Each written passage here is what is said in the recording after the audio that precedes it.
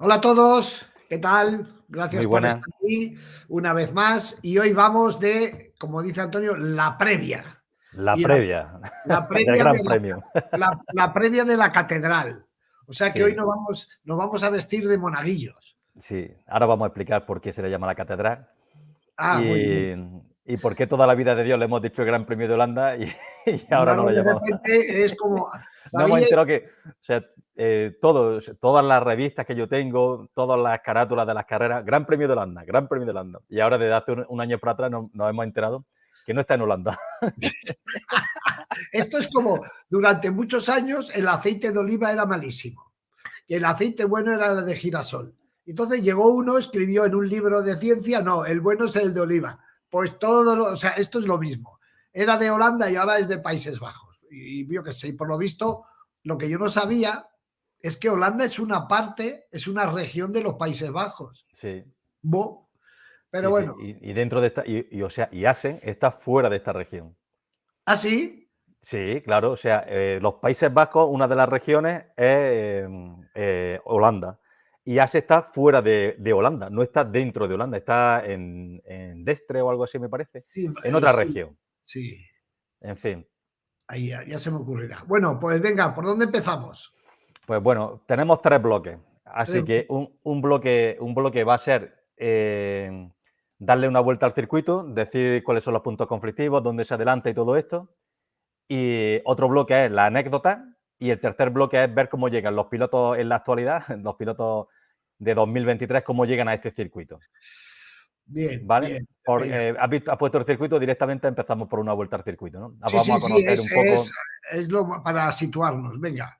Bueno, espérate, antes aunque luego vamos a contar la anécdota, pero sí vamos a presentar un poco el Gran Premio el TT de Assen, ¿no? Que realmente se llama TT de Assen. Bueno, eso es otra cosa, ¿no? Nosotros siempre le llamamos a las carreras grandes premios, porque antiguamente, antes de que el Campeonato del Mundo empezara en el 49, cada país tenía su Gran Premio. El Gran Premio de España, el Gran Premio, o sea, pero no, entre ellos no existía un campeonato, sino que cada uno celebraba su carrera particular. Y Holanda y, por ejemplo, en Inglaterra se celebraban los trofeos turísticos, los Tourist Trophy.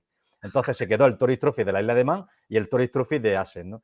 Y luego ya cuando, a partir del 49, bueno, antes ya de la Segunda Guerra Mundial, se intentó hacer el primer campeonato del mundo, pero llegó la guerra y se quitó de en medio, ¿no? Se intentó también hacer un campeonato de Europa, porque claro, ellos no querían llamarlo campeonato del mundo porque solamente era en Europa.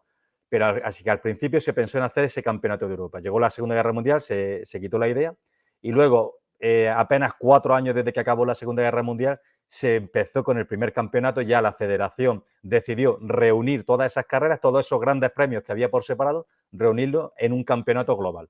Y ahí nacieron los campeonatos del mundo, que no los grandes premios, ¿no? Seguimos llamándole que antiguamente solamente eran, a lo mejor había 3 grandes premios y 2 Tourist Trophy, como pasó el primer año, ¿no? Bueno, 4 y 2. El caso es que Holanda, el circuito, perdón, no vamos a llamarlo Holanda después de lo que hemos dicho, el circuito de Assen ya estaba en el calendario en aquel 1949. Y han estado otros, por ejemplo, el Gran Premio de Inglaterra siempre ha estado en el calendario, pero ha celebrado su carrera en distintos circuitos. Assen no. Assen siempre ha celebrado la prueba en este circuito. O sea, los Países Bajos siempre han celebrado la prueba en el circuito de Assen. Y se le dice la catedral del motociclismo. Perdona, alto. ¿Qué? Respira. Te voy a decir una cosa. Igual que decimos ahora el puñetero Gran Premio de los Países Bajos, el Gran Premio de Inglaterra también está mal dicho, porque También. es el Gran De Premio Gran del Reino Bretaña. Unido. Sí, sí, sí. Sí, el Reino Unido, para ellos es muy fácil porque ellos lo escriben una U y una K, Sí, ¿no? United Kingdom. En cambio, es mucho más sencillo Inglaterra que escribir Gran Premio del Reino Unido que ocupa esto, ¿no? sí. Pero, y lo que dices tú para las revistas o para todo, para los carteles, escribir Gran Premio de Holanda, anda que Gran Premio de los Países Bajos es como una china en un zapato, ¿eh? A ver, Cribillé ganó la primera carrera de 500 para España en Holanda. Todo siempre ha ganado en Holanda. En la revista, en la prensa, ha ganado en Holanda. O sea, no, ganó en los Países Bajos, ¿no? Pues nada, es mentira, es Era mentira. mentira, no ganó en Holanda, ¿no? Venga, sigamos, ¿saco ya el circuito o no? Bueno, sí, simplemente decir que eso, que Assen, sobre todo, siempre se le ha llamado la catedral del motor, aparte de por ser el circuito que más veces ha estado en el calendario, porque está desde el principio, solamente ha faltado en el 2020 con todo el problema de la pandemia, pero excepto ese año siempre ha estado ese circuito en el Campeonato del Mundo. Y aparte, sobre todo, también se le decía a la catedral, era por la cantidad de gente que venía a este circuito, venía gente de toda Europa, que reunía mucha gente. De hecho, antes se corría en sábado y se dice, bueno, yo he leído muchas cosas sobre por qué en sábado, ¿no? Lo más normal es porque, lo seguro es por la tradición de que la primera carrera, que les costó mucho sacarla, la hicieron en sábado, la pusieron ahí y ahí se quedó. Pero también era porque, sobre todo, bueno, se decía que es que así dejaban los domingos el camino libre a los feligreses para que pudieran ir a misa. Pero bueno, eso, después de hablar con varias gente, eso me lo han descartado. Lo más probable es que se organizara en sábado porque venía tanta gente de fuera para que el domingo lo tuvieran para retornar a casa. No es como ahora, que ahora cogen el avión, ¡pum!, y ya están en un rato en Sí, su casa. porque en Assen es el Gran Premio del norte de Europa, ¿no? Sí, Porque Sachsenring está a 8 o 9 horas o muy lejos, ¿no? Sachsenring, que está casi en la frontera con Polonia, me parece. Sí. Y entonces este era el Gran Premio. Además, se celebra en junio, siempre el último fin de semana de junio, siempre. que hace ya bueno en Europa. O sea, ya es en Europa las vacaciones de verano son en julio. O sea, yo me acuerdo que cuando vivía en Suiza mis vacaciones de verano eran en julio, pero agosto se iba al colegio porque no son los calores de aquí del sur de Europa, ¿no? Y Sí, entonces otra cosa es cuando los días son súper largos. En el norte de Europa, pues amanece fácil a las 4:30, a las 5 de la sí, mañana. Y se hace de noche a las 10. Y entonces, claro, para viajar, para ir a dar Gran Premio, porque después también otra cosa, se corrían tantas categorías en el sí, pasado, ¿verdad? Se corrían 50 centímetros cúbicos. Pensad en esto, en un mismo fin de semana, en un domingo, 50 centímetros cúbicos, 125, 250, 350, 500, sidecar, todo sí, uno detrás de otro, ¿no? Y seguro que alguna carrera local también metían entre medias. Entonces sí. tiene bastante sentido lo que dices, sí. Y luego, aparte, los entrenamientos empezaban prácticamente una semana antes. Eso Desde el es. fin de semana antes ya estaban los entrenamientos. Y los entrenamientos pillaban. A mí siempre me han descartado lo del domingo por la iglesia, porque ya los domingos había entrenamientos. Entonces, por eso, bueno. Luego, también decir que esta carrera, o sea, dentro de 2 años va a celebrar su centenario, que es increíble. 100 Y bueno, años. y otra cosa por la que era la catedral, porque siempre, bueno, digo era porque ya todos casi llamamos la catedral de Jerez. Bueno, sigue siendo la catedral Assen, ¿no? Pero que una de las cosas por las que también empezó a llamarse la catedral era porque en Assen solo corrían motos. No sé qué, supongo que en los últimos años ya no será así, ¿no? Porque ya es un negocio, un circuito cerrado, y me imagino que también correrán coches, no lo he comprobado. Pero estoy seguro que desde el 90 hacia atrás, desde el año 95 hacia atrás, solo corrían motos en este trazado. Sí, Entonces, pues bueno, por pero eso. es que, pero Antonio, es que no podían correr. Es antes, hasta hace poquísimo, yo me acuerdo cuando yo empecé, eran carreteras que cerraban al tráfico y usaban parte de las carreteras para hacer el circuito. Sí, Por eso, precisamente, el asfalto en su momento de Assen era muy peculiar. Era un asfalto que estaba abombado hacia el centro. ¿Por qué? Porque las carreteras se hacen para que el agua evacúe hacia los lados y entonces era completamente atípico. No era un circuito con el asfalto plano, sino así. En pon el fin, circuito ya. venga, vamos al ataque. Ah, bueno, espérate, pon otra vez la foto, que al verme ahora en la imagen me he acordado de por qué tengo esto aquí. Ahora después lo explicaré por Es qué he verdad, cambiado la has Cayiva de cambiado. Koziski por la Suzuki de Barry Chin del año 75. Eso lo explicaremos en anécdota. Qué bueno. ¿Pero es más pequeñita de tamaño o no? Claro, por eso tengo la Cayiva. La Cayiva es a escala 1.9, se ve más grande. Ah, El resto de motos que tengo son a esta escala parece que está, 1.12, ¿sabes lo que pasa? Que que está más acostumbrados lejos. a la otra, parece que está lejísimos, Sí, ¿sabes? sí. No parece que sea más pequeña, sino que parece que está muy lejos. Pero bueno, Sí, venga, además se me ha ocurrido a última hora y no le he podido poner bien el carenado. Luego, si acaso, te la acerco, porque esta sí que tiene un nivel de detalle increíble. qué Bueno, en bueno, sí, fin, sí, queremos ahora ver. hablaremos por qué está esa moto puesta ahí, aquí, Venga, aquí. ¿circuito o no? Circuito. Siguiendo con Dale. lo que decía, bueno, este es el circuito, os explico para que os situéis. Se gira en la aguja del reloj, o sea, va girando así y la recta de meta está en la parte de arriba, la recta que va así como en la parte de arriba, veis que pone la velocidad máxima 275 kilómetros por hora. Esa es la recta de meta, precedida por su famosa chicane y luego la recta. Este circuito tuvo una modificación en 2006 que eliminaron una de las partes más preciosas que existían. Joder, no paran de llamarme hoy, a ver si me dejan un poco tranquilo. Justamente donde tenemos la curva 1, antes del circuito, ahí hacía un cambio de dirección así muy leve y seguía.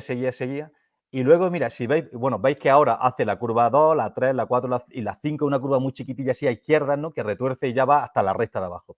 Pues si veis justamente donde pone el 112, en verde, hay un 112 ahí, si veis ahí, sale una carretera así que va así y luego gira así un poco para arriba. Ese es el antiguo trazado. O sea, en 2006 quitaron esta parte del trazado, aparte para recortarlo, porque aquí pusieron un centro comercial, pero lo que es el trazado original, casi en su totalidad, se puede seguir. O sea, si vais por allí, podéis visitarlo, podéis andar por él y veis cómo era lo que está diciendo el vecino, ¿no? El asfalto bombado, dónde estaban las escapatorias. Está todavía igual ese trazado, ¿sabes? Sí, sí, yo me acuerdo que, pero bueno, y la versión original era todavía mucho más larga, antes los circuitos eran Sí. larguísimos. Pero bueno, venga, dale gas. Bueno, pues nada, la recta de meta es muy corta, como podéis ver, no se pone la sexta velocidad y tenemos la primera curva, que es una curva, si os dais cuenta, tenemos la primera curva que su punto de más baja velocidad se hace a 108 por hora. Para los que no habéis visto nunca este plano que ponemos aquí, los circulitos en rojo se marca la velocidad más alta en cada tramo de la pista y en circulito verde el tramo más lento. Entonces, de tramo a tramo se va marcando en rojo donde aceleran al máximo y en verde a la velocidad mínima que va cayendo. Así que en la recta llegan a 275, 280, bajan a segunda velocidad, pasan por la curva 1 a 108 km por hora, a partir de ahí aceleran, meten tercera, suben a 175, la curva 2 es una curva muy rápida que la hacen a 165 y luego ya tenemos la primera herradura esta que tenemos aquí, que son las curvas 3 y 4, ¿no? Que parece que es solo una curva, pero como cambia el radio, le han puesto dos números de curva, ¿no? Bueno, imaginaos la salida aquí, siempre las salidas son un poco... El tema está que, como si os dais cuenta, entre la curva 1 y 2 y luego, como tenemos la curva hasta la curva 3, toda esa parte permite muchos tipos de trazadas. Entonces, los pilotos aquí se la juegan porque saben que si se cuelan un poco pueden recuperarlo, se pueden ir un poco más largo entre la 1 y la 2 y luego pueden ganar aceleración y meterse rápidamente hacia la 3. Así que ahí vemos unos pilotos que la trazan por fuera buscando eso, no importarles colarse un poco y por dentro siempre hay que ser muy cautos porque la curva 1 es un cerrojazo y puede ser que en ese momento se produzca una caída que hayamos visto algunas, ¿no? Como una vez que Bautista aquí se pasó de frenada y se llevó por delante a Jorge Lorenzo, ¿no? Ahora que Bautista está tan de moda y luego hablamos un poco de él. Bueno, el caso es que aquí, si os dais cuenta, toda esta secuencia de curvas empieza a desacelerar, desde la curva 2 empieza ya a desacelerar, se hace la curva 3-4 un poco por encima de los 100 km por hora y van buscando la curva número 5 que se hace por debajo de los 60 km por hora. Es decir, es una de las curvas más lentas de todo el campeonato. Y, hay otras curvas que viendo siempre que veo la onboard y veo una curva lenta en un circuito, intento ver si es tan lenta como esta. Hay varias curvas así que son iguales de lentas, pero hay veces que aquí he visto hasta bajar a 50 kilómetros por hora. O sea, esto es como una rotonda con una scooter, vamos, Es una curva increíble, muy, muy lenta. súper Aquí era, por lo que decía antes, ¿no? Si lo que os he dicho antes, donde está el 112 que está marcado entre las curvas 3 y 4, el punto más lento de velocidad, esa carreterilla que sale, por ahí es por donde venían, se unía la carretera en la curva 4 y aquí se producía una frenada hacia la curva 5 que era preciosa, de las más bonitas del campeonato. Casi todas las fotos que veis de Asen del pasado son en esa curva. Hay unas fotos míticas que se ve a Giacomo Agostini con la MV y a Mike Haywood con la Honda, que hay varias fotos, muchísima calidad y tal, son todas en esa curva. Casi todo lo que veis de Asen es en esa curva. Porque claro, es una porque curva muy lenta, se pillaba la además, frenada, en fin. y además está justo al lado de boxes. O sea, Sí, muy si fácil llegar. veis toda el área de los, ¿cómo se llama esto? El Del paddock. paddock, toda el área del paddock, solo hay que atravesar una verja y se está en esa curva. Sí. Entonces, súper fácil. Además, como es tan lenta, he visto que meten primera. Sí, esa curva se hace en primera. El único Increíble. punto del circuito se hace en primera. Piensa que, por ejemplo, este circuito sabes que lo voy actualizando, ¿no? Este trazado lo llevo haciendo, lo empecé a hacer para Solomoto en el 2014. O sea, imaginaros los años que llevo haciendo esta onboard. Cada vez le pongo algo más, lo voy mejorando, pero básicamente es casi igual, ¿no? Los cambios de velocidades son los mismos en estos casi 10 años, son casi idénticos, cambian en el mismo sitio. Lo corrijo un poco, pero en este trazado casi que va todo calcado. Y, Os y tengo que bueno, decir que ver todos los años en este circuito, al menos un entrenamiento bajo a la pista a verlo. Y entonces salgo por donde precisamente en esa curva, Antonio, entonces voy andando pegado a la pista y entonces ves cómo aceleran y los ves yéndose de espalda. Desde atrás se van, porque fíjate, la recta es sí, larga. sí, esa es la recta más larga donde se coge la mayor velocidad. Entonces los ves cómo se van y después entran en la curva 6, A ¿no? muchísima velocidad. ¡Wow! Es un sitio increíble. Además, o sea, todo esto van acelerando. Fíjate, hacen segunda, tercera, cuarta, quinta, sexta y todo esto lo vas oyendo. Cómo van. Y después entran ahí al fondo. ¡Wow!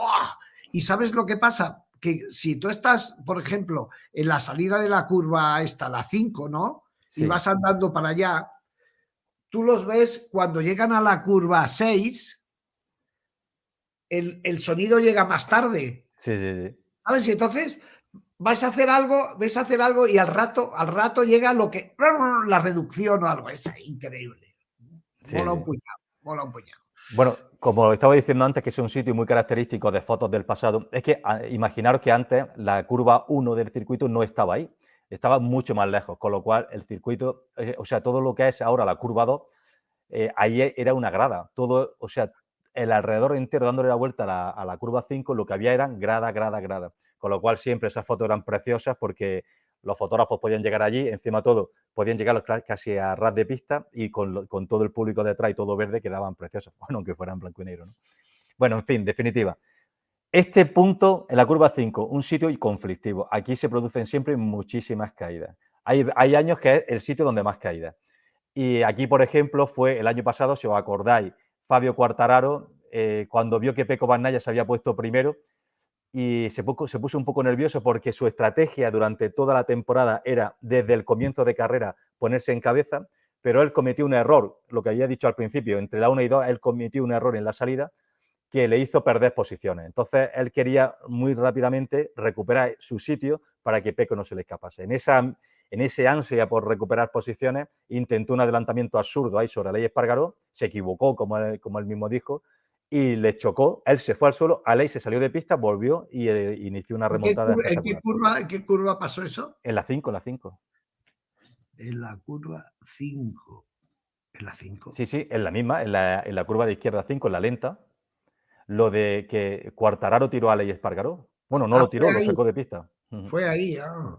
Sí, sí. Ahora después hablaremos de esa anécdota y pondré las imágenes que la tenemos. Bueno, la tenemos, que la he sacado de ahí. En fin, que es un sitio conflictivo. Por ejemplo, más cosas que han pasado aquí, ¿no? Aquí fue, por ejemplo, donde Marco Simoncelli tiró a Jorge Lorenzo en 2011, que le fastidió la carrera.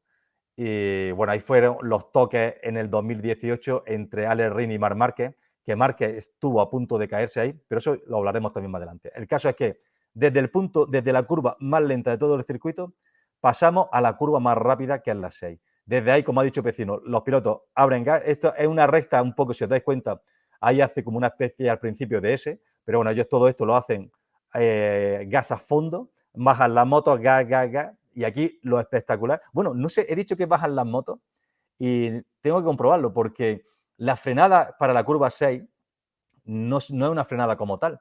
Aunque ellos bajan ahí a quinta velocidad, pero en lo que es desaceleran un poco. Si os dais cuenta, ahí estiran en los motores, casi hay veces que llegan a los 300, a veces lo pasan. Ahí hay veces que no llegan ni siquiera a 300 kilómetros por hora. Está en torno a los 300, 305. Llegan a esa velocidad, cortan un poco de gas y se tiran hacia la Sí, curva sí. 6. Sí, sí, no, no, lo hacen súper rápido, ¿eh? Entonces, claro, si no frenan fuerte, si no hacen una frenada fuerte, es probable que el hot shot no se coloque otra vez en su sitio y no pudieran hacer la curva 6. Así que no sé si ahí lo hacen. Pero bueno, será algo para observar. El caso es que Ellos hacen esta recta, donde se coge la mayor velocidad de todo el trazado, y la curva 6 es muy, muy rápida. Fijaros, se hace en quinta velocidad. Y es una curva que se entra a mucha velocidad y se hace un cambio de dirección frenando hacia la curva 7. Aquí siempre me repito mucho, siempre me parece que... Pero la verdad que aquí el que es un espectáculo verlo hacer eso es a Marc Márquez. Ese cambio de dirección, por las últimas carreras que he visto de Márquez, es impresionante. Y no es que yo tenga aquí, parece que tengo a Márquez fijado, no, es que el que mejor lo hace, simplemente.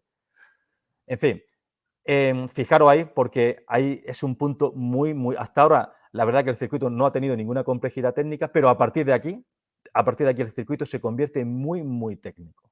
Aquí sí que ya las manos del piloto actúan muchísimo, cuentan mucho más que la moto. Sí, Ese cambio de dirección es el bueno, primero. a pie de pista se puede ver, o sea, si tú lo puedes ver con los ojos, ¿sabes? Es que es muy evidente, ¿no? Y entonces la trazada de la curva 7, ahí puedes ver muy bien quién va deprisa, o sea, y quién no. Cuando vuelves o cuando miras después el celular, el teléfono que tenemos ahora, para ver los tiempos que lo llevamos encima, nosotros jugamos a eso, ¿sabes? Bueno, lo miras y en esa curva, lo que dices tú, al ser tan técnica, los buenos se les nota un montón, Sí. pero se les nota muchísimo, muchísimo. Porque después, además, sale la 7 y después hay como una pequeñita, muy, muy leve bajada, y la curva 8 hay un súper peralte, ¿no? Hay un Sí. súper peralte. Está muy bien. Sigue, sigue. Sí, la curva 8, como tú dices, es una curva de transición, una curva que no causa problemas. Sí que hay también un sitio de adelantamiento. Muchas veces los pilotos estiran desde la curva 7, aceleran un poco más para meterse por el interior de la 8. Y a partir de ahí, todo esto está en tercera velocidad. Estamos hablando de que se empieza a ir muy deprisa. Pero ahora, a partir de aquí, va a empezar. Aquí se mete la cuarta, la recta hace una pequeña S, pero sigue siendo una recta. Tenemos la curva 9, que es otro punto de adelantamiento, una frenada ahí en la que los pilotos lo pueden adelantar. Pero lo normal es que si hay adelanta, en la mayoría de las veces, o en muchas veces, vuelven a perder la posición porque salen un poco abiertos. Pero a partir de aquí ya llegamos, curva 10. La curva 10 ya empieza a ser una curva crítica. Es súper Antonio, importante. perdona que te interrumpa otra vez. Te Lo voy a que contar quieras. de la curva 9. Cuando vamos a verla, nos vamos casi siempre allí, por dentro ves la escapatoria, ¿no? De la curva 9.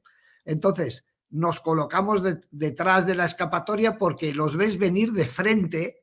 Claro, imagínate ahí. Entonces, vienen completamente de frente, de frente, de frente, de frente, y de repente cuando parece que se van a salir, ¡pa! Cogen la curva número 9. Sí. Es un sitio súper chulo de ver. Sí, bueno, en esta curva 9, bueno, nunca, no voy a decir el nombre porque tiene un nombre innombrable, pero que en esta curva 9, por ejemplo, fue donde se lesionó, siempre me acuerdo de Tony Elias, ¿no? Que entró ahí, la grava estaba muy alta y eso fue lo que le fastidió. Pero aquí, por ejemplo, fue donde la lesión cuando era piloto de Honda de Jorge Lorenzo fue en esa curva. Ahí. Bueno, ahora vamos a hablar de Lorenzo aquí, que está retirado, pero aquí tiene unos cuantos sellos. Bueno, la curva 10, ¿por qué digo que es importante? Porque hay que salir con una curva que permite, no es muy rápida, no llega ni a 100 km por hora, pero es muy importante esa aceleración y esa línea que se toma. Ahí se puede ver también muy bien los pilotos que le tienen vicio a este circuito y saben qué línea tomar ahí, porque a partir de ahí la curva 11 no se puede, si os dais cuenta, se hace en constante aceleración, se hace a Sí. 150 kilómetros con gas a fondo. Toda esta parte ahí ya se mete tercera entre la curva 10 y 11 y a partir de ahí cuarta y quinta se va con muchísimo gas.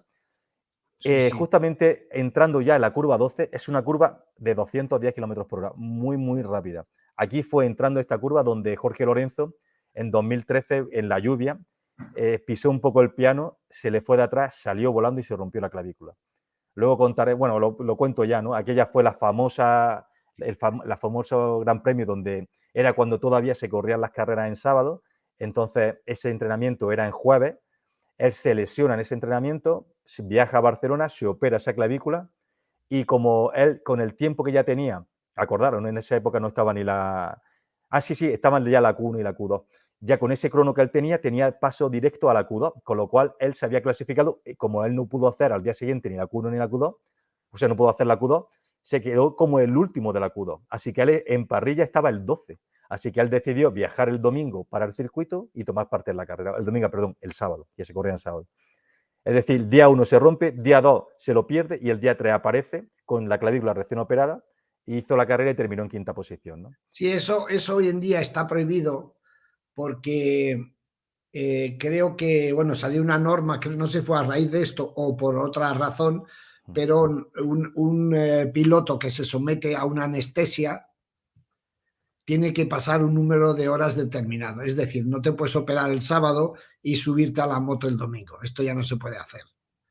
Y precisamente creo que fue un poco por eso, porque es bastante crítico el tema de la anestesia, ¿no? ¿Verdad? Que van corrigiendo las cosas según pasan, ¿verdad? O sea, antes esto era posible, ahora ya no se repetirá. Esto es ir avanzando. Y bueno, decir una anécdota, ¿no? Que la verdad que a pesar de que Jorge Lorenzo, desde esa caída hasta que volvió, pasó solamente 2 días o en horas, en horas menos de 2 días, la verdad es que aquello le dejó una secuela. Nunca volvió a ser competitivo en agua y sobre todo otra cosa, cada vez que llegaban a Asen, en este punto era el más lento. Yo me acuerdo que cuando en los siguientes años, estudiando su ritmo por parciales, en este parcial lo perdía todo. No sé si te acuerdas de aquello, pero lo perdía todo. Era Sí, sí, sí, increíble, porque aparte perfectamente. esta parte es muy técnica, muy rápida, de pilotos muy valientes. Y aquí, pues, si duda un poco o te entra un poco de miedo, pues, pues Verá, pierdes tiempo. esta, Antonio, es la curva 12, 13, la 14, 14. 15. No, y, o sea, el año pasado fue, ahí salen con un gas y estás prácticamente pasan a uno, sí, a 2 o 3 metros de ti, acelerando. Y en la 15 salió, o sea, salió Fabio Quartararo y tiró de Morbidelli. Salieron juntos y como haciendo un favor, Morbidelli intentó seguir a Fabio, ¿no?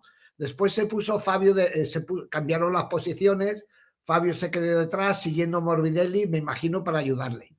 Y se metió un palo. Morbidelli en la curva 15, Joder, un palo. ¿Cuánto se va la curva 15? Pues a sí, 170. muy rápido, pero se dio una que ya todo el fin de semana dijo, bueno, ya he hecho lo que tenía que hacer. Se Bueno, dio un imagínate, revolcón, se dio un en revolcón bueno allí, ¿eh? en este circuito, no me acuerdo en qué año ya empezaron a poner grava, escapatorias de grava, pero ahora, antes eran de hierba. Y, por Sí, ejemplo, en sí. esa curva se cayó Lawson y fue a parar, pero bueno, no, encima todo era en lluvia y no paraba, o sea, fue deslizando, se comió todo, todo, todo y llegó hasta las protecciones que estaban, de balas de paja que estaban súper lejos, ¿no? Esto, bueno, antes era lo que tenían los circuitos. Bueno, el caso es que, como estábamos comentando, la curva 12 ya es rápida, la curva 13 súper rápida, fijaros Súper. cómo la hacen ahí prácticamente a todo gas, y es prácticamente en el ápice de la 13 donde cortan el gas para entrar en la 15.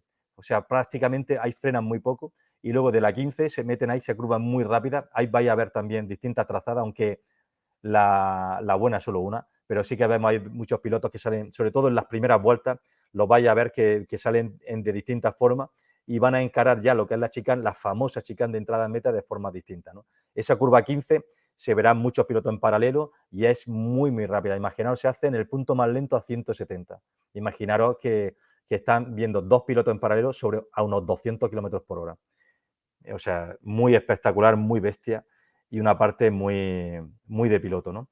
Justamente cuando ya han encarado la curva 15, último golpe de gas, ya bajan a segunda y las chicanes de entrada en meta. Antes imaginaros que esto era una curva. Antes de los años 70 esto era una curva, pero una curva a tantísima velocidad y con la grada tan cerca que decidieron vamos a poner una chicane, vamos a hacer aquí algo para bajarle velocidad al circuito. Por eso se hizo esta chicane aquí. Pero antes del año 70 eso era una curva. A partir ya, sé que en el 75 ya estaba y no sé desde qué año se puso, pero en el año 60, por ejemplo, no estaba. Oye, estoy viendo aquí que la recta, unos míseros 487 metros. Sí, una recta de meta muy, muy pequeña, muy corta. De juguete, Aquí increíble. clasificar es importante. Es un circuito que, puedes coger muy pocas posiciones. Encima todos los pilotos que no salen bien son también los que peor se les da buscarse un huequecillo en la primera curva. Entonces, hay otros pilotos que tienen, que aunque hay otros que, los encima que clasifican, estoy pensando ahora en Viñales, ¿no? Aquí intentar entrar de forma agresiva en la primera curva es arriesgado. Y entonces esto está solamente para unos cuantos que se atreven a hacer esa primera curva rápida. Pero la salida aquí, yo diría, y lo demostró súper demostrado Aleix Espargaró el año pasado, esto es un circuito donde se puede adelantar bien. sí, sí, sí. Porque hay curvas que si uno duda un pelín, ¿verdad? Aquí, si dudas, pierdes un montón de metros. Y Sí. como se va tan rápido. Aquí hay decir que, por ejemplo, puntos de adelantamiento. Empezamos a dar una vuelta al circuito rápida. La curva 1 es un punto de adelantamiento, aunque no es lo habitual. La curva 5, la lenta, sí que es un punto de adelantamiento porque al final el piloto es tan lenta que los pilotos lo que hacen no es intentar superarlo en la frenada, sino que simplemente colocándose en paralelo y quitándole el sitio lo consiguen. En la recta larga también se producen adelantamientos. En la entrada a la curva 6, aunque no lo parezca, se producen adelantamientos. En el cambio de la 7 también hay adelantamientos. En la frenada para la 9 son más críticos, pero también lo hay. Y luego ya 10, 11, 12, todo eso, no hay adelantamientos, pero en la entrada a la 15 hay pilotos que se la juegan. Y sobre todo ya, donde más adelantamiento se produce es en la entrada a la chicane. En la chicane de entrada en meta es una frenada que, como la chicane se puede trazar de distintas formas, entre comillas, sí que permite mucho adelantamiento ahí. Ahí, en esa chicane, en ese punto, es donde empezó la guerra Márquez-Rossi en 2015. Allí fue. Bueno, Hasta entonces, ahora vamos a hablar de ello. Empecé un poco antes. no, en Argentina ya se lo habían perdonado, pero ahí Marc dijo, hasta aquí hemos llegado. Fue Ahora ahí. hablamos de eso. He sacado 2 imágenes para ponerlas. Si quieres, nos vamos a las anécdotas. Vamos a empezar las anécdotas de forma cronológica. Quitamos ya un poco el circuito Vale, y ponemos con la primera foto que tiene. está. Ah, bueno, la primera no, pues entonces empieza con la tercera. Hombre, aquí está la moto tuya. Exacto. Esto es de la revista Motociclismo del año 75. Bueno, los que veis aquí son Barry Chin. Esto es lógica. Bueno, pues fijaros, esta es la curva que os decía antes, la curva, que no sé cómo se llama, la curva esta que hemos visto, la número 5. Saliendo de la curva 5, esta foto está hecha ahí. La horquilla. Es una La horquilla. horquilla, vamos a llamarle la horquilla. Por detrás viene Giacomo Agostini y el otro piloto no sé quién es. En este momento por delante iba Phil Reed. Al final quedaron Chin, Agostini y Phil Reed. He puesto esta imagen, he querido señalar esta carrera del año 75, porque me gustaría un poco empezar a hablar de carreras de pilotos más del pasado, que la gente que más joven que empiece un poco a familiarizarse con esta gente, ¿no? Barry Chin, su primera victoria en 500 fue en el año 75 en el circuito de Assen. Él siempre llevaba el 7, pero en esta carrera tuvo que llevar el 6. A partir de la siguiente temporada ya llevaría el 7, con el que ganaría los títulos del 76 y del 77. Y bueno, una curiosidad de esta carrera, y es que si cogéis los registros del típico libro rojo este, donde están todos los resultados, veréis que pone que Barry Chin y Giacomo Agostini registraron el mismo tiempo de entrada en meta. O sea, entrados los dos en paralelo. La realidad no es esa. La realidad es que antiguamente los cronómetros iban a la décima o a la centésima, pero el caso es que entraron, los que vieron la carrera en directo dijeron que se veía claramente que Barry Chin había entrado por delante de Agostini. Sin embargo, el registro de tiempo le dio el mismo tiempo a los dos. Bueno, sigue poniendo la siguiente foto, que vamos un poco en años cronológicos. He puesto unos cuantos flashes significativos para no enrollarme mucho. Sito Pons. Este es Sito Pons, año 88. Toda la gente de mi generación, pues bueno, estos fueron los años en los que este hombre nos metió muchísimo el motociclismo en vena, ¿no? Y bueno, era el primer año en el que él era claramente candidato, bueno, era el favorito a ganar el título de 2,5. La primera vez que un piloto español iba a ganar el título de 2,5 tan claramente, y se lo estaba jugando con Joan Garriga, ¿no? En esta carrera en Assen, el circuito antes, como hemos dicho antes, era mucho más rápido y las Honda iban mucho mejor que las Yamaha. Tenía todas para ganar, iba primero, se estaba jugando la carrera con Dominique Sarron y en la entrada en meta, en la chicane, iba muy, muy por delante, frenó muy al límite, pero aún así Dominique Sarron dijo, esta tengo que ganarla yo como sea, y se lo llevó por delante. Algún día vamos a poner la imagen, esa imagen sí las podemos poner, ya las pondremos, pero bueno, aquello hizo que los dos fueron al suelo, y Garriga ganó la carrera, se puso por delante en el campeonato y bueno, al final de aquel año, pues ya sabéis, ¿no?, que fue Sito quien ganó el título. Pero bueno, aquella fue, o sea, fue para mí y para muchos, cada vez que hablamos de Assen, la primera imagen que nos viene a la mente de la chicane, de un incidente en la chicane, es esta. Hay miles, bueno, miles no, pero sí que hay decenas de acciones que han pasado en esa chicane de entrada en meta. Pero bueno, digamos que todo empezó con esta, ¿no? Igual que cuando hablamos de Phillip Island y siempre hablamos de los pilotos que adelantan antes de la línea de meta en la recta larga de Phillip Island, el primero que lo hizo fue este señor, en aquel momento Jean-Philippe Rougier, pues siempre que nos viene a la mente aquello, pues en Assen pasa lo mismo con esto. Siguiente imagen. Bien, esto del año 1991. Bueno, otra vez he hecho un pantallazo de la revista Motociclismo de aquel año. Y os cuento un poco qué pasó. Esto es una carrera este fue el año de los grandes duelos entre Kevin Schwantz y Wayne Rainey. Schwantz le había ganado en Alemania, por ejemplo, el famoso adelantamiento en Hockenheim, ese que habéis visto 1000 veces. Y bueno, llegaron a la cita de Holanda y habían parado la carrera, ¿no?, por la lluvia. Entonces, en aquella época se tenían en cuenta los tiempos de la primera manga. Y Schwantz, o sea, y Schwantz había quedado primero cuando pararon la carrera y le llevaba una pequeña distancia a Rainey. Entonces, Rainey vio que pensaba que tenía a Schwantz más pegado de lo que le tenía realmente. Entonces apuró tanto la frenada que se coló. Y eso hizo que perdiera la carrera. Al final ganó Schwantz, porque, bueno, decir una anécdota, ¿no?, que Rainick, una vez que así en una de sus conversaciones con Schwantz, dice que si él pudiera echar el tiempo atrás, o sea, esto lo contó una vez Kevin Schwantz, dijo, una vez hablando con Rainick, me dijo que, ¿sabes, Kevin? Si yo pudiera echar el tiempo atrás, ¿sabes qué cambiaría? ¿Qué carrera cambiaría? Y Schwantz pensaba que le iba a decir la de Misano, ¿no?, donde tuvo su trágico accidente. Y le dijo, no, dime cuál. Y dice, esta. Hubiera hecho bien la chicane, hubiera ganado. Es increíble, ¿no? El motociclismo en las venas, ¿no?, como decíamos antes.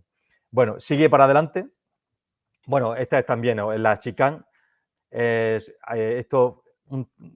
Duhan va por detrás de ellos dos, están haciendo la chicane en el mismo sitio que está hoy en día. Pero vamos a seguir adelante, que tengo una foto del año 92 para explicar a este señor, Alex Cribillé, ¿no? Como dice Piqué, contigo empezó todo. Bueno, Cribillé por fin abrió la puerta a que los pilotos españoles, estamos hablando, ¿no?, que eran los reyes de las categorías inferiores, ¿no?, de 50, 125, después de 80. Y luego cuando llegó Sito ya por fin coronaron los 250 y luego en el año 92 Alex Cribillé conseguía para España, para el motociclismo español, conseguía la primera victoria de un piloto español en 500. Decir que esa carrera pasaron 1000 cosas, la carrera, este Gran Premio de 1992 fue donde Duhan se lesionó, donde al punto estuvo de perder la pierna. Rainey venía lesionado de Alemania a esta carrera y probó a salir y cuando vio que no podía, cogió y se fue, ¿no? Y cuando se estaba yendo del circuito, lo llamaron y le dijeron, oye, o se enteró que Duhan se había lesionado. Y entonces él pidió volver, dice, ostras, yo voy a volver como sea porque necesito recortar puntos, pero al final le hicieron entrar en razón y decir, mira, no estás para pilotar, si te ha ido es porque no estás, déjalo, que ya llegarán otras oportunidades. Al final, Rainey ganó aquel título, ¿no? Gardner también se tuvo que retirar porque estaba lesionado y solamente quedaban, de los punteros, solo quedaban Eddie Lawson y Kevin Schwantz. Y Eddie Lawson y Kevin Schwantz estaban protagonizando una carrera espectacular y hasta que no se sabe muy bien. Me gustaría hablar, la próxima vez que hable con Schwantz le preguntaré, pero fue una acción muy extraña porque parece que Schwantz se cierra y le cierra el paso a Lawson por detrás y caen los dos, o parece que Lawson se mete por un sitio que no debía. Nunca se habló muy bien, nunca se ha analizado qué fue lo que pasó ahí. El caso es que los dos acaban en el suelo. Además, se cayeron en un sitio muy rápido y fueron a parar a la cuneta literalmente, que había una cuneta ahí en el circuito. Eso dejó que la carrera se disputara entre este señor Alex Cribillé, Joan Garriga, Alex Barros y John Kocinski. Y bueno, con la moto que se le movía por todos lados, como decía Antonio Cobas, que era su técnico en aquel momento, decía, era el día que la moto estaba peor puesta a punto. Y bueno, Cribillé era el día para ganar y ganó. Y bueno, aquello fue increíble, ¿no? Para mí fue impresionante, ¿no? Aquí tenemos a Sito Pons, que era el dueño del equipo, que subió, bueno, pues ya su sueño hecho realidad también, ¿no? A ser un piloto de 500 ganador. Posteriormente, en el año 99, lo culminaría ganando el título de 500. Siguiente imagen. Ya llegamos al siglo XXI. Bien, 2015. He pegado un salto en el tiempo, quería hablar un poco del pasado y aquí, lo que estábamos hablando. 2015, el año de la enemistad de estos dos personajes. Bueno, la verdad que podéis jugarlo como queráis, ¿no? Pero la verdad que Rossi ya tenía la moto en el sitio y Márquez se metió por un sitio que no había, como podéis ver en la imagen. Luego Rossi dijo, Márquez dijo, yo hice bien mi curva. La curva mía la hice bien. No es cierto porque luego se ve que él mismo se cuela. O sea, si ya Márquez se coló en esta curva es porque ya iba colado. Se coló en la siguiente curva. Esto es una chicane, curva de derecha a izquierda. En la de izquierda se comió por dentro toda la parte verde del trazado. Con lo cual, pues, bueno, el caso es que esto, Valentino, aquí tenemos a dos de los pilotos más listos que ha pasado por la historia del motociclismo. Valentino, hay una cosa que se dice y parece que es cierta, que él durante el jueves que ellos le van a reconocer la pista, él iba con el scooter y recortó por la chicane. Pon la siguiente imagen. Fijaros aquí qué es lo que hace Valentino, ¿no? Fijaros dónde está Márquez, ¿no? Márquez está intentando todavía hacer la curva de derechas para ahora cambiar a la izquierda. Como digo, va tan colado que se come la curva de izquierda él, ¿no? Pero Valentino, si os dais cuenta, fijaros cómo está su rueda delantera, lo que hace es acelerar. Él sabe que se va a encontrar con la grava frena una barbaridad a la moto, desacelera muchísimo. Yo, por mi experiencia personal, la primera vez que me salía a gran velocidad una grava, salí por delante de la moto, ¿no? No pensaba que eso frenaba tanto. Pues Valentino, ¿qué es lo que hace? Dar gas. Dicen que el jueves, cuando estaban reconociendo la pista, eso lo hizo con el scooter. Probó, salió a mucha velocidad con el scooter y probó a ver si podía pasar bien por encima de la grava. Como pensando que si esto va a pasar, saber cómo tenerlo ensayado. Y bueno, la verdad que sí que es verdad que en cuanto él nota el contacto con Márquez, él directamente ya levanta la moto y abre gas, recorta la chicane por encima de la grava y gana la carrera. En fin, es una carrera preciosa de ver, por supuesto, y con un desenlace pues súper polémico, ¿no? Yo me acuerdo cuando en la rueda de prensa le preguntaron a Márquez, Marc, ¿has aprendido algo en esta carrera? Y dijo, sí, algo de motocross he aprendido. Pero bueno, la verdad que ellos ya venía, había pasado el incidente de Argentina, que os recuerdo brevemente, Valentino, Márquez iba escapado en solitario y Valentino fue cogiendo a Márquez, venía con mucha más velocidad, con mucho más ritmo, lo adelantó, pero Márquez aún así quiso frenarlo a toda costa, intentó hacerle todo tipo de adelantamientos y en uno de los cambios de dirección, de derecha a izquierda, en el cambio, Valentino lo hace más lento que Marc, entonces Marc choca con Valentino y Marc va al suelo.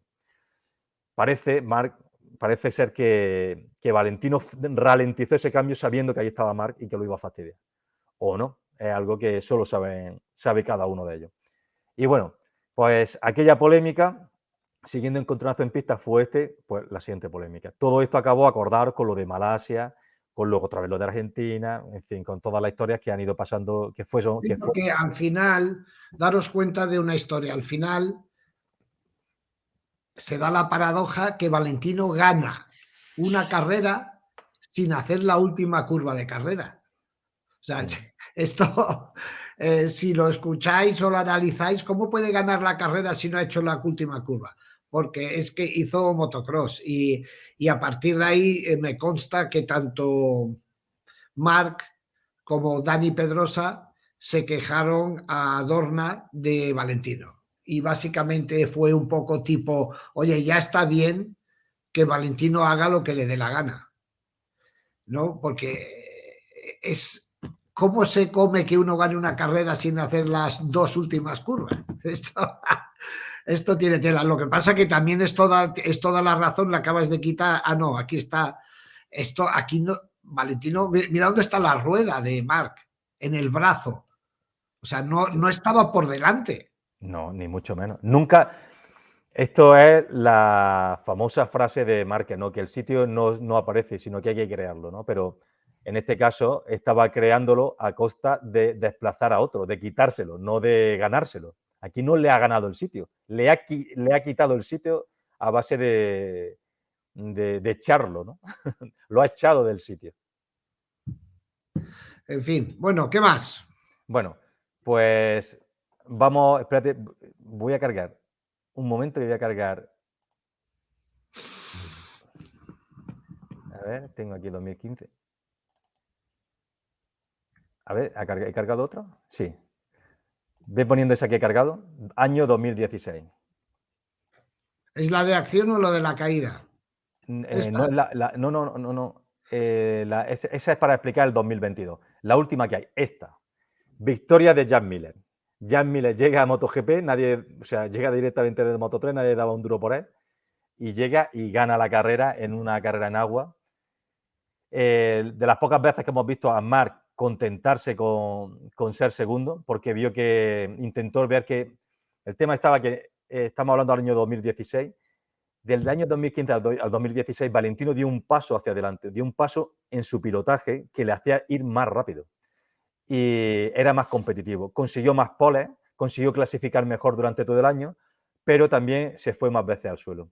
Y una de las carreras claves de aquella temporada fue esta, ¿no? En esta carrera él era muy rápido, muchísimo más que el resto, pero al final esa velocidad acabó por los suelos. Eso hizo que Jan Miller tuviera la victoria en bandeja y que Márquez, vio que arriesgar por esos 5 puntos era demasiado y se contentó con terminar en segunda ¿Quién es posición. el piloto de Pramac? ¿Iannone?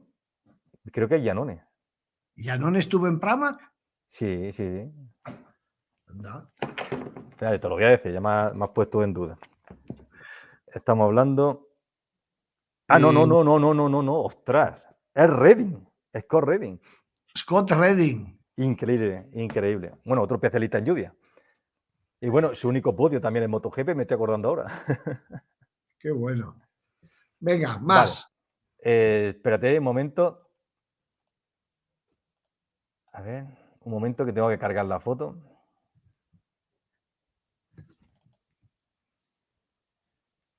A ver, que cargue. Bien. Mira lo que acabo de poner. Vecino, ¿has visto lo que he puesto? Bien. Última victoria de Valentino Rossi, año 2017. Oh, esto sí que es historia, ¿eh? Sí, increíble, ¿eh? Increíble. Pues nada, nadie imaginaba que aquella iba a ser su última victoria. Y bueno, 18, 19, en el 20 y ya en el 21, pues nada, ¿no? Pero allí se quedaron ya las esperanzas de dar caza a Agostini, se quedaron en 115 victorias, que no está nada mal, ¿no? Y bueno, seguimos poniendo adelante. He puesto, mira la que he puesto del 2018. Ah, bueno, 2000, tú no lo ves, pero en la siguiente Perdona, ¿esto foto, de qué año es? 2017. 2016. O sea, los dos ya estaban en mundos diferentes. Sí, claro. No, ¿cómo que los dos estaban en mundos diferentes? Hombre, la disputa fue en 2015, ¿no? Sí, sí, sí. Los dos, digo, Márquez y Valentino.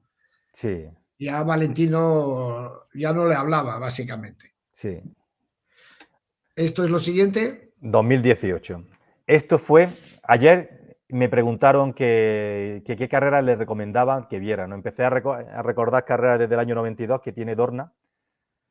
O sea, en la plataforma de MotoGP están todas las carreras desde el año 92. Y si os tengo que recomendar que veáis una carrera, pues esta del 2018 en ASE. Fijaros la foto que espectacular es. En el lado izquierdo de la imagen veis a Marc que hay casi a punto de. Fijar dónde está en el suelo. O sea, ahí fue que Rin le dio un toque, lo descabalgó ahí. No sé cómo no se cayó al suelo. Y bueno, esta carrera fue espectacular. Con todo, Valentino, con Lorenzo, todos, Dovizioso, Viñales, Rin, Márquez, hicieron una carrera en grupo increíble. Holanda tiene esto, propicia muchas carreras muy bonitas y espero que este fin de semana veamos otras así bonitas, aunque sea Y plagada de Ducati. es del estilo de Phillip Island, circuitos de Sí, la vieja escuela no diseñados por un ordenador, y sí. esto le da un toque especial. Le da un toque especial. ¿Y Y cómo bueno, quedó aquí? ¿Cómo quedó aquí la carrera? Márquez, a ver, espérate, lo tengo por aquí. Márquez, Rin, Viñales. ¡Hala! Sí, Ay, sí, Maverick así con el 25 todavía. sí. Qué Bueno, y guay. con Yamaha. Y ya ponemos las fotos del 2022, que son las dos primeras que hay. Primero esta, no, Bueno, sí, esta, bueno, da igual. esta primero. Esta es la primera, esto fue la curva 5, la horquilla, ¿no? El punto más lento del circuito. Lo que la acción que comentábamos, que comentamos al principio, que Quartararo se precipita, él se va al suelo, milagrosamente Aleix no se va al suelo, incorpora la moto y se va a la grava, consigue entrar.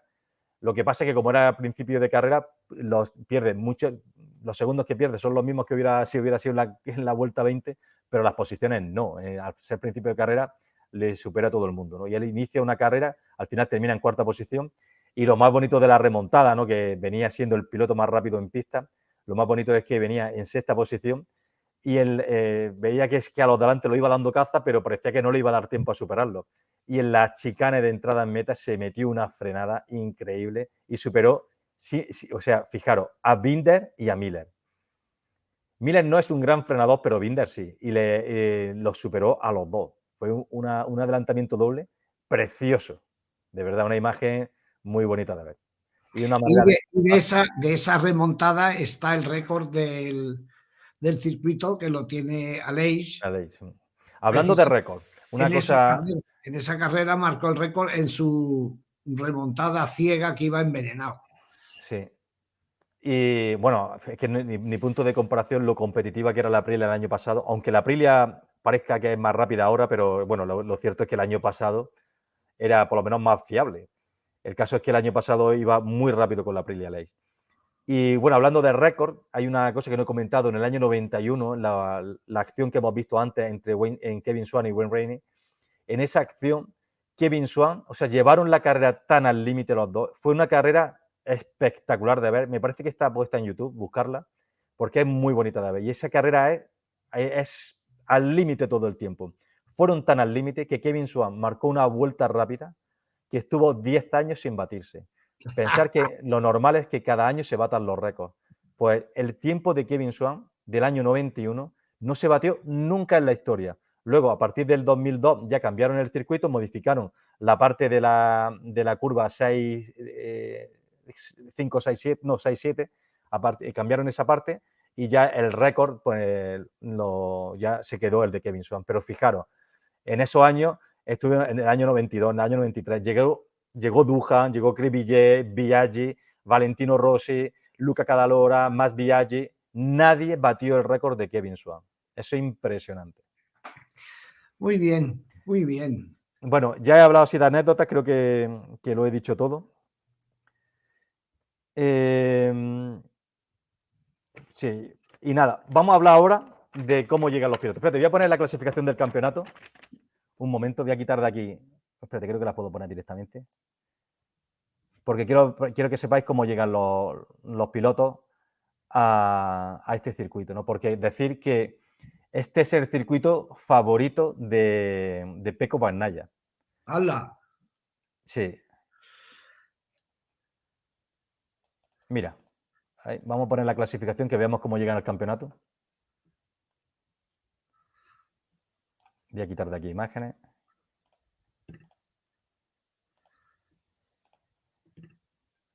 Aquí está. Pecco Bagnaia.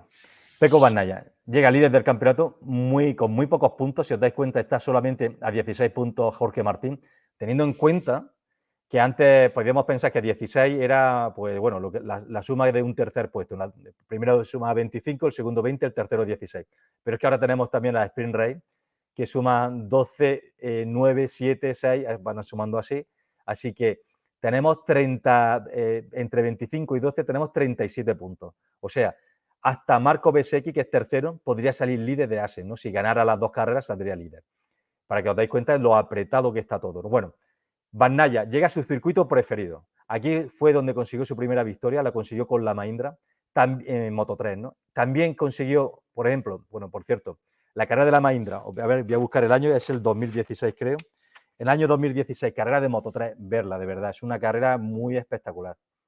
Y la verdad que ahí es donde se vieron, donde a mí y a casi todo el mundo vimos que este piloto, que Pecco Bagnaia, realmente tenía una calidad impresionante. Pues bueno, él en el año 2016 con la Mahindra, que era una moto que no andaba, él consigue la victoria. También consigue en el 2018, vuelve a ganar en Moto2 y el año pasado ganó en MotoGP. Su circuito preferido y lo ha demostrado ya 3 veces que ha ganado. El piloto que más veces ha ganado aquí ha sido Marc Márquez, que ha ganado 5 veces. No es de los circuitos en los que más veces ha ganado. Bueno, ganó en Moto3, ganó 2 veces las dos temporadas de Moto2 y luego ha ganado 2 veces en MotoGP. Una carrera que en lluvia, la famosa aquella entrada que hizo así nadando, que era el día de nadar y él, bueno, lo hizo perfecto. Y bueno, y la carrera de 2018, que es una carrera, como lo hemos dicho antes, de lo más espectacular. Otro piloto que se le da bien este circuito, Maverick Viñales. Siempre es competitivo aquí. Aquí ha ganado 3 veces, ganó 2 veces en la época en 125 y en Moto3. También carreras muy, muy espectaculares que os las recomiendo que las veáis porque son preciosas esas dos victorias de Viñales. Os lo voy a decir, fueron en el año 2011 y en el año 2012. Son 2 carreras dignas de ver. Y bueno, ¿quién más piloto? Bueno, Viñales decir que también ganó en MotoGP con la Yamaha. En una carrera que le ganó a Marc Márquez, fue una carrera en la que él, de esas carreras cuando él es fuerte, es más fuerte que nadie y cuando lo tiene todo en su sitio es imbatible, ¿no? Pues así fue aquella carrera de él.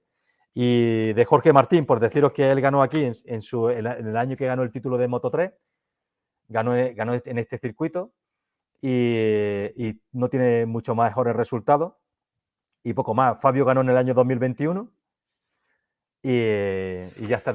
Así es un poco como llegan los pilotos a esta carrera. Zarco ganó en su época de Moto2 y Binder no ha ganado aquí, que yo sepa, que yo recuerde, no ha ganado aquí y poco más que contaros. Muy bien, muy bien. Aquí, a ver, el único que puede salir líder, los únicos que pueden salir líderes Bueno. del campeonato son Pecco, lógicamente, Jorge Martín y Marco Bezzecchi si le toca la lotería y los otros marcan 0 puntos, ¿no? O sea, pero yo creo que es una carrera importante para Jorge Martín, porque si continúa reduciéndole puntos a Banaya, se va de vacaciones de verano con la moral por las nubes, ¿no? Exacto, eso es lo que quería decir ahora. Aparte de seguir hablando con los que le va bien este circuito, lo tienen entre sus preferidos, Nakagami es su circuito preferido también. Aquí ganó en Moto2 y es un circuito que le gusta mucho. A ver si aquí veremos también un poco, él marcará un poco la diferencia con respecto a la moto y veremos otra muestra más de dónde puede estar esta onda, ¿no? Que ya sabemos que no nos esperamos nada de ella. Y sí que es muy importante, después de esta tenemos un parón de 5 semanas. Acordaros, el año pasado, en este parón, quien se fue comiéndose la cabeza fue Fabio Quartararo. Acordaros que él había ganado en Alemania y en esta carrera tuvo la fatalidad de irse al suelo y 0 puntos y ganó Bagnaia, aunque le llevaba muchos puntos, pero ya Bagnaia le había recortado de los 91 que le llevaba, le había recortado de golpe 25. Encima de todo, Marco iba a decir, Fabio Quartararo se fue todas estas semanas de verano, se fue pensando que encima todo en Silverstone, que era donde se reanudaba el campeonato, tenía que hacer una long lap penalty. O sea, no solamente se fue jodido de ver que había perdido gran parte de su colchón, sino que encima todo la sanción le estaba comiendo. Este es un momento muy importante para dos pilotos, para todos, ¿no? En general, pero sobre todo para Martín, ¿no? Y Bezzecchi, ¿no? Si un fallo de ambos ahora sería perder muchas opciones de cara al título. Y parece una tontería, pero estos son los puntos de inflexión. Cuando analizamos luego el final de temporada y analizamos las claves del campeonato, pues son estas carreras los momentos claves, donde no hay que fallar. Es más importante guardar la ropa que hay que nadar y guardar la ropa, ¿no? Como se dice. Pues aquí es más importante es salvar el expediente. Hacer como, para mí, si yo tuviera que recomendarle algo a Jorge Martín desde aquí, le diría que haga un gran premio similar al de Mugello. Hasta aquí voy bien, este es mi límite, voy bien, me contento con esto. No que le suba la sangre, le suba la adrenalina, intente ganar. Y además este circuito, en todo hay truquillos, pero en este circuito es muy pillo para cometer el fallo de irte al suelo. Muy bien, pues nada, ya ¿cómo es? Desglosado y desgranado el Gran Premio de Assen.